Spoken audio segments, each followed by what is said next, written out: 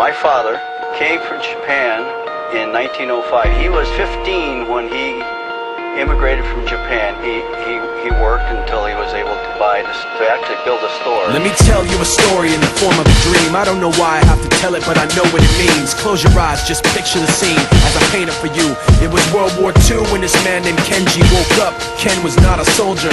He was just a man with a family who owned a store in LA. That day, he crawled out of bed like he always did, bacon and eggs with wife and kids. He lived on the second floor of a little store he ran. He moved to LA from Japan, they called him immigrant. In Japanese, he'd say he was called Issei. That meant first generation in the United States, when everybody was afraid of the Germans, afraid of the Japs, but most of all afraid of a homeland attack. And that morning, when Ken went out on the doormat, his world went black, cause right there, front page news, 3 weeks before 1942, Pearl Harbor's been bombed and the Japs are coming. Pictures of soldiers dying and running.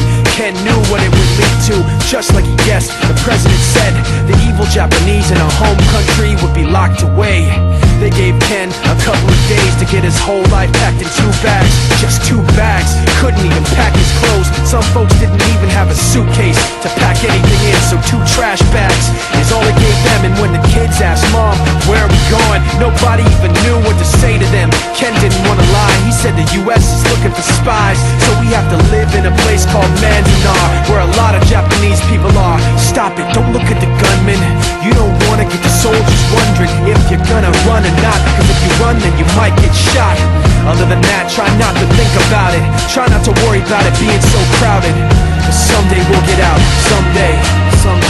As soon as war broke out, the FBI came and they just come to the house and you have to come. All the Japanese have to go. They took Mr. Lee. People couldn't understand why they had to take him, because he's just innocent laborer. So now they're in a town with soldiers surrounding them. Every day, every night, look down at them. From watchtowers up on the wall, Ken couldn't really hate them at all. They were just doing the job, and he wasn't gonna make any problems. He had a little garden, vegetables and fruits that he gave to the troops in a basket his wife made. But in the back of his mind, he wanted his family's life saved. Prisoners of war in their own damn country, what for? As time passed in the prison town, he wondered if he'd live it down if and when they were free. The only way out was joining the army, and supposedly some men went out for the army, signed on, and ended up flying to Japan with a bomb. That 15-kiloton blast put an end to the war pretty fast. 2 cities were blown to bits.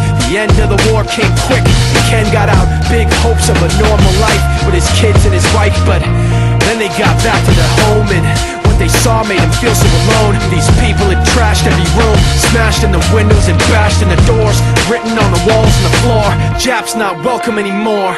And Kenji dropped both of his bags to the sides and just stood outside. He looked at his wife without words to say. She looked back at him, wiped the tears away, and said, someday we'll be okay, someday.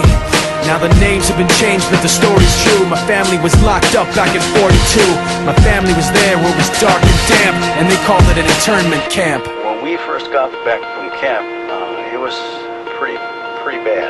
I remember my husband said, oh, we're going to stay till last. Then my husband died before they closed the camp.